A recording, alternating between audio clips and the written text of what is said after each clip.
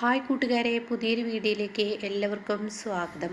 അങ്ങനെ ശാലിനിയുടെ മുന്നിൽ വെച്ച് അറസ്റ്റ് ചെയ്യാൻ ശ്രമിക്കുമ്പോൾ എന്താണ് CI ചന്ദ്രബോസെ നീ ഇവിടെ കിടന്ന് കാട്ടുന്നത്? അത് കേട്ടോട് തന്നെ മാഡത്തിനോടൊരു കാര്യം പറയാതിരിക്കാൻ വയ്യ, ഇയാളെ അറസ്റ്റ് ചെയ്തേ പറ്റുള്ളൂ എന്നുള്ള വാക്ക് പറയുമ്പോൾ ഉടൻ തന്നെ താൻ അറസ്റ്റ് ചെയ്തോ, തൻ്റെ ഡ്യൂട്ടിക്ക് തനിക്ക് യാതൊരു തടസ്സവും ഞാൻ ഉണ്ടാക്കില്ല, ഞാൻ എൻ്റേതായ ഡ്യൂട്ടിയും ഞാൻ ചെയ്യും. പക്ഷേ താനൊരു കാര്യം ഓർക്കുന്നതാണ് CI ചന്ദ്രബോസെ നിനക്ക് നല്ലത്.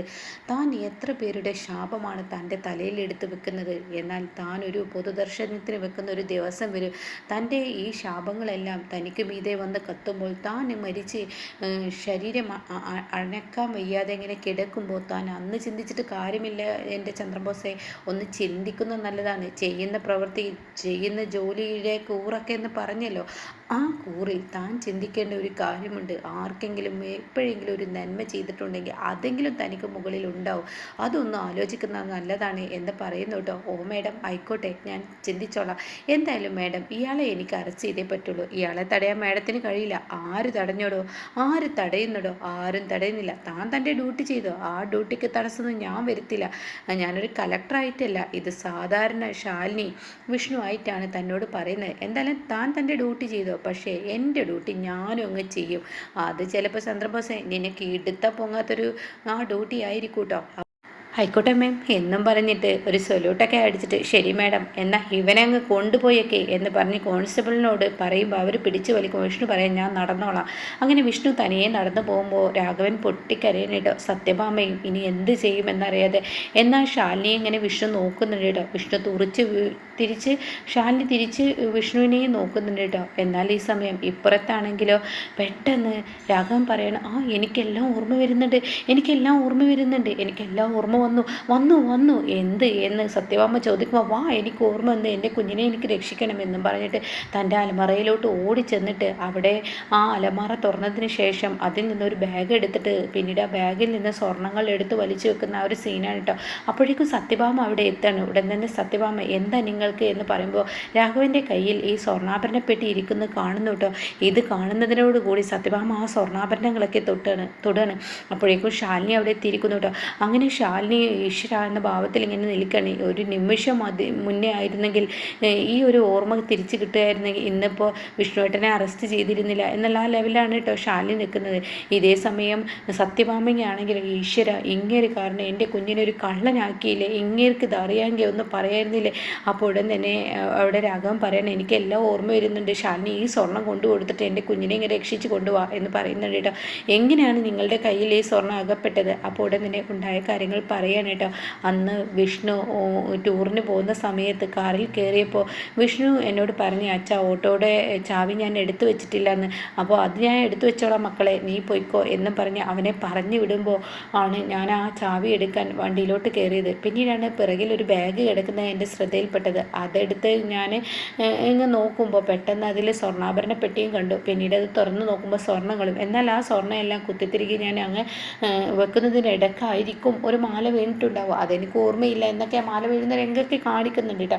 എന്നിട്ട് താൻ അത് ഭദ്രമായി അത് അവനക്ക് കൊടുക്കണമെന്നും പറഞ്ഞിട്ട് ഞാൻ ഭദ്രമായി തന്നെ എൻ്റെ അലമാറയിൽ വെച്ചു. പക്ഷേ ഈ നശിച്ച മറവി കാരണം ഞാൻ മറന്നു പോയതാ, ഈ നശിച്ച മറവി കാരണം ഞാൻ മറന്നുപോയി എന്നൊക്കെ പറഞ്ഞ് കരയുമ്പോൾ, നിങ്ങളുടെ ഈ നശിച്ച മറവി കാരണം ചെയ്യാത്ത തെറ്റിൻ്റെ പേരിൽ എൻ്റെ കുഞ്ഞ് കണ്ടില്ലേ ഇപ്പോൾ പോലീസ് സ്റ്റേഷനിൽ കിടക്കുന്ന എൻ്റെ കുഞ്ഞിൻ്റെ അവസ്ഥ നിങ്ങൾ ആലോചിച്ചോ. എൻ്റെ കുഞ്ഞ് എത്രമാത്രം മനോവിഷമം അനുഭവിച്ചിട്ടുണ്ടാവും. എൻ്റെ കുഞ്ഞ് ചെയ്യാത്ത തെറ്റിൻ്റെ പേരിൽ ഇനി ആ ചന്ദ്രബോസ് എന്തൊക്കെ ചെയ്തു കൂട്ടോ എന്ന് പറയാൻ പറ്റില്ല എന്ന് പറഞ്ഞ് പൊട്ടി കരയുമ്പോൾ ഉടൻ തന്നെ സത്യഭാമ ഇങ്ങനെ രാഘവനെ വീണ്ടും കുറ്റപ്പെടുത്തുമ്പോൾ ഉടൻ തന്നെ ശാലിനി പറയണം, സത്യാമ്മേ വഴക്ക് പറയണ്ട. അത് കേട്ടോടെ തന്നെ വഴക്ക് പറയില്ല, അത് എന്താ വേണ്ടത്, ഇങ്ങനെ ചെയ്തു വെച്ച് കണ്ടോ, എൻ്റെ പൊന്നു മോനെ ഇന്ന് പോലീസ് സ്റ്റേഷനിൽ കള്ളൻ എന്ന മുദ്ര കുത്തിയത് ഇങ്ങേര് കാരണമല്ലേ, ഇങ്ങാര് ഈ സ്വർണ്ണം ഇവിടെ ഇങ്ങനെ കെട്ടിക്കൂട്ടി വെച്ചത് കൊണ്ടല്ലേ ഈ പ്രശ്നങ്ങളെല്ലാം വന്നത്, ഇങ്ങേരാണ് എൻ്റെ കുഞ്ഞിനെ അകത്താക്കിയത്, അകത്തിട്ടത്, ഇനി ഇങ്ങനെ തന്നെ രക്ഷിച്ചു കൊണ്ടുവരട്ടെ എന്നൊക്കെ പറഞ്ഞിട്ട് ഇങ്ങനെ കൊണ്ട് എന്ത് നാശമാണാവോ ഈ വീടിനുണ്ടായത്, നിങ്ങൾ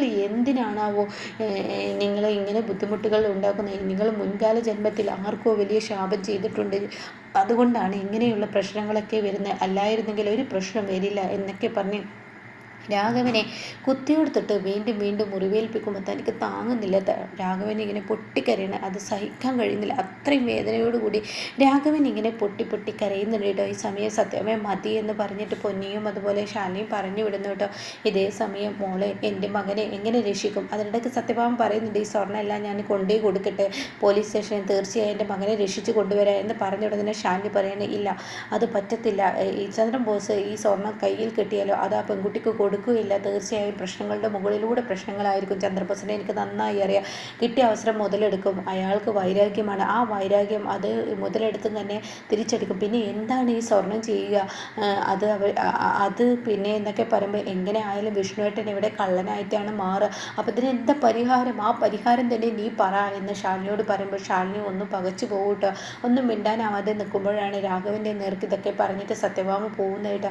അങ്ങനെ മോളെ എൻ്റെ മകനെ രക്ഷിക്കാൻ ഇനി ഒരു വഴിയില്ലെങ്കിൽ ഞാൻ പോയി കേസ് ഏറ്റെടുത്തോളാം, ഞാൻ പോയി ജയിലിൽ കിടന്നോളാം, എൻ്റെ മകൻ പുറത്തു പോട്ടെ.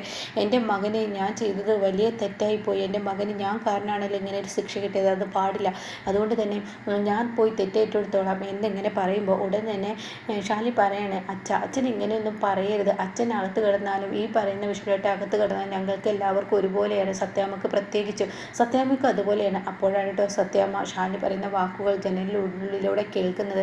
തൻ്റെ മനസ്സ് അലിഞ്ഞു പോവാണ്, തനിക്ക് അത്രയും സങ്കടമാവാണ്.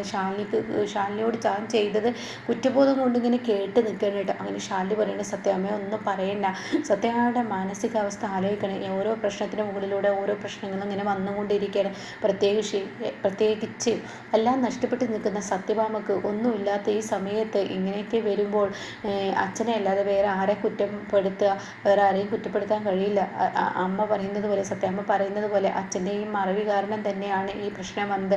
മറവില്ലായിരുന്നെങ്കിൽ വിഷ്ണുവേട്ടനെ ഈ സ്വർണ്ണം ആ പെൺകുച്ചിന് കൊടുക്കായിരുന്നു. സത്യമ്മ പറയുന്നത് പോലെ തന്നെ ആ പെൺകൊച്ചിൻ്റെ ആത്മഹത്യ, അതൊന്ന് ശ്രമം, പിന്നീട് ആ പെൺകൊച്ചിൻ്റെ വിവാഹം മുടങ്ങല്, എല്ലാവർക്കും മുന്നിൽ നാണം കെട്ട് തല കുനിച്ച് നിൽക്കല്, ഇതൊക്കെ സത്യമ്മക്ക് ചെയ്യേണ്ടി വന്നില്ലേ?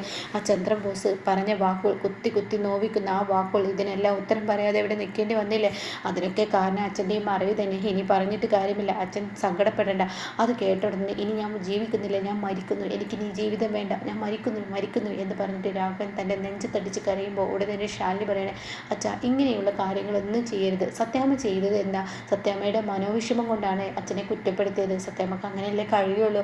എന്തായാലും അച്ഛനായാലും വിഷ്ണുവേട്ടനായാലും അകത്ത് പോയി കിടന്നാൽ അത് വിഷമം തന്നെ. എന്തായാലും നിങ്ങളെ രണ്ടുപേരും രക്ഷിച്ചു കൊണ്ടുവരിക എന്നുള്ളത് എൻ്റെ ഉത്തരവാദിത്തമാണ്. ഇത് വിഷ്ണുവേട്ടൻ ഒരിക്കലും കള്ളൻ എന്ന മുദ്ര കുത്താത്ത പേരിൽ തന്നെ ഞാൻ പുറത്തിറക്കി കൊണ്ടുവരും എന്ന് പറയട്ടോ. എന്നാൽ ഈ സമയം ആ പെൺകൊച്ചിനെയാണ് കാണിക്കുന്നത്. അതിൻ്റെ അച്ഛനെ കാണാനില്ല. ഇങ്ങനെ എവിടെ പോയി കിടക്കുകയാണെന്ന് വന്ന ബന്ധുക്കളൊക്കെ പറയുന്നുണ്ട്. പെണ്ണിനെ കതിർമണ്ഡപത്തിലോട്ട് കൊടുക്കേണ്ട സമയമായി. വീട്ടിൽ നിന്ന് ഇറങ്ങുമ്പോൾ അച്ഛൻ്റെ കൈ പിടിച്ചിട്ട് വേണ്ടേ, ഇങ്ങനെ എവിടെ പോയത് ഒന്നും അറിയില്ല. ഈ സമയം ഈ പെൺകുട്ടീനെ അമ്മ പറയണേ, എൻ്റെ മകളുടെ കല്യാണം ഇനി മുടങ്ങുവാണാവോ, ഇവളുടെ ഭർത്താവിൻ്റെ അമ്മ എന്ന് ഭർത്താവാൻ പോകുന്നതിൻ്റെ അമ്മ എന്ന് പറയുന്ന ഒരു വൃത്തികെട്ട സ്ത്രീയാണ്. ആ സ്ത്രീയുടെ നാക്കിന് യാതൊരു എല്ലുമില്ല, അവരൊരു ആർത്തിപ്പണ്ടാരമാണ്. ഇവളുടെ കഴുത്തിൽ ഇങ്ങനെ സ്വർണ്ണം ഇല്ലാതെ ഇവള് ആ കതിർമണ്ഡപത്തിലേക്ക് ഇറങ്ങുന്നത് കണ്ടു കഴിഞ്ഞാൽ അവരുടെ സ്വഭാവം എടുക്കുന്ന എൻ്റെ പേടി എന്നൊക്കെ പറയുമ്പോഴാണ് കേട്ടോ ഈ പെൺകുട്ടീൻ്റെ അച്ഛൻ കയറി വരുന്നത്. അപ്പോൾ അതാ അച്ഛൻ വരുന്നത് ഈ കുട്ടി പറയുന്നു. അത് കേട്ടോടെ തന്നെ ആ അച്ഛ കയറിയിരിക്കുക എന്നൊക്കെ ഇങ്ങനെ പെൺകുട്ടി പറയുന്നുണ്ട് കേട്ടോ. പിന്നീട് അച്ഛൻ എങ്ങോട്ടാണ് പോയത്? ഇതാ മോളെ, ഇതാ നിനക്ക് ഞാൻ കുറച്ച് സ്വർണം വാങ്ങിക്കൊണ്ട് വന്നതാണ്. ഇത് യഥാർത്ഥ സ്വർണ്ണം ഇല്ലെങ്കിലും ഇത് മുക്കുപണ്ടമാണ്. തൽക്കാലം കതിർമണ്ഡപത്തിൽ ഇങ്ങനെ അങ്ങ് കയറി. കല്യാണം കഴിഞ്ഞതിന് ശേഷം അവൻ്റെ അമ്മയോട് ഞാൻ പറഞ്ഞ് സംസാരിച്ചോളാം എന്ന് പറയുമ്പോൾ ഈ കുട്ടി പറയണേ, അത് വേണ്ട അച്ഛ, അങ്ങനത്തെയുള്ള വിവാഹമൊന്നും എനിക്ക് വേണ്ട, ഒന്നുമില്ലാതെ പോവുകയാണ് ഏറ്റവും നല്ലത്. സ്വർണ്ണമാണെങ്കിൽ സ്വർണ്ണം, റോൾഡ് ഗോൾഡ് ഇട്ട് പോയി കഴിഞ്ഞാൽ തീർച്ചയായും അത് എന്നും എനിക്ക് ആ പേരായിരിക്കും. പിന്നെ എനിക്കൊരു പ്രതീക്ഷയൊക്കെ ഉണ്ട്. എന്നെ താലി കെട്ടുന്നവൻ എന്നെ മനസ്സിലാക്കാനുള്ള ആ ഒരു മനക്കരുത്ത് അവനുണ്ട്. അവനുള്ളത് കൊണ്ട് തന്നെ, എന്നോട് സ്നേഹമുള്ളത് കൊണ്ട് തന്നെ അവൻ എന്നെ മനസ്സിലാക്കും എന്ന് പറയുന്നു കേട്ടോ. അപ്പോൾ ശാലിനി കള്ളൻ എന്ന പേര് മുദ്ര കുത്താതെ തന്നെ വിഷ്ണുവിനെ പുറത്തോട്ട് കൊണ്ടുവരുന്ന ആ കിടിലൻ സീനൊക്കെ വരാനിരിക്കുന്നു കേട്ടോ.